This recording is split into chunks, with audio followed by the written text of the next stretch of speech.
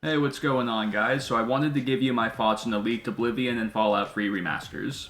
So when it comes to leaks, the first question, as always, is are they real? Now, folks, these absolutely are real. This information is coming from documents for the court case over Microsoft's attempts at acquiring Activision Blizzard. And there's a lot more than that in these documents. There's even early plans for the next Xbox console in there. So these leaks are 100% real, folks. There's no doubt about that. The question is, have these plans changed? All the information in these documents is years old, and a lot of it predates the pandemic.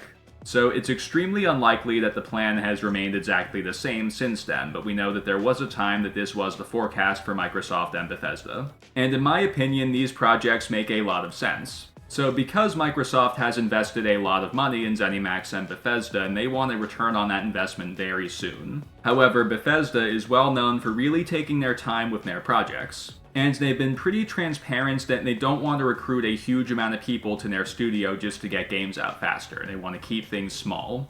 And I don't blame them. They've been having success with just hundreds of people for many, many years. So since the acquisition, I've been saying that the compromise that's begging to happen between Microsoft and Bethesda is spin-offs. Which I think could still happen, but remasters make some sense here too.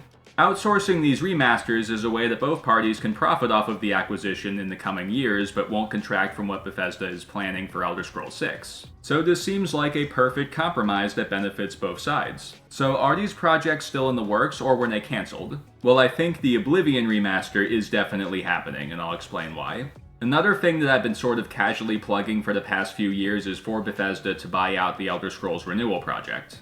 For those who don't know, this is the modding team that's been working on unofficial remakes of Oblivion and Morrowind in the Skyrim engine, which are called Skywind and Skyblivion. And from what they've shown so far, it looks like they have done a terrific job on both projects. So for a while I've been saying Bethesda should just buy these guys out and sell these projects as remakes. And now that these leaks are out, it makes sense that they haven't done that, because they have their own plans for an Oblivion remaster in the works. So let's talk about the Fallout 3 remaster. I think this one could still be happening, but if one was cut, I think it was definitely this one. Looking at Elder Scrolls and Fallout, the most recent release is Fallout 76, and it's still getting new content. The most recent major Elder Scrolls release was Elder Scrolls Online, which still does get new content, but it's still not as new a game as 76 is. And lastly, as a game, Fallout 3 has aged a lot better than Oblivion has. So it doesn't stand to benefit quite as much from a remaster as Oblivion really does. Which is one of the reasons I really love the idea of an Oblivion remaster, because it really could benefit from some modernization.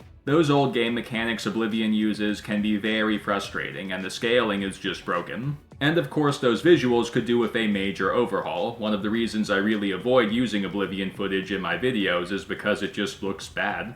And another thing I'll throw in there is fixing the city of Leyawiin. For those who don't know, Leyawiin is the city that sits at the southernmost tip of Cyrodiil, where the Niben River meets the Topal Bay.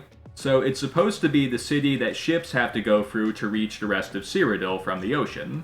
However, something must have happened during production, like some sort of time pressure issue that made it so they couldn't complete their plan for the city. And the result was that they just couldn't do the canal system that they were planning, and they ended up with this block of a city that just blocks out the Niben River from the ocean. So ships have to pass through this city to reach the ocean, yet they simply can't do that. So yeah, this is something that I think absolutely should change in a remaster. And the Elder Scrolls Renewal team is changing it in Skyblivion. From what they've shown so far, their plans for the city look absolutely fantastic.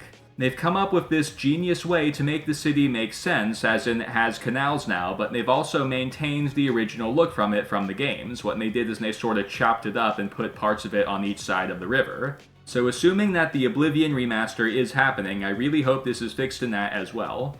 And if they want to throw some sort of Easter egg in there about how it wasn't like this in the original game, they could attribute it to Sheogorath somehow. For those who don't know, Sheogorath has a major role in Oblivion because of the Shivering Isles DLC, so they could say that Sheogorath made the city messed up so it didn't make sense and everyone was crazy or something. Now let's talk about this potential Fallout 3 remaster. So honestly guys, I love this game the way it is. Modern visuals do sound appealing, but I think a huge part of why this game seems so flawless is that these older visuals, this older style of gaming, makes it so we don't hold it to the same standard that we hold more modern games to. A lot of Fallout 3 is really corny, and I think this older style, this 360 way of doing things, enhances the delivery of that corniness. There are elements of that in Fallout 4 as well, but I feel like that modern style, those very, very enhanced visuals, make it so it's just not delivered quite the same way. It's like those super advanced character models, those very realistic looking buildings, make it so we just take it a bit more seriously and the corniness just doesn't come across quite the same way. That's not to say that I wouldn't play a Fallout 3 remaster, I absolutely would.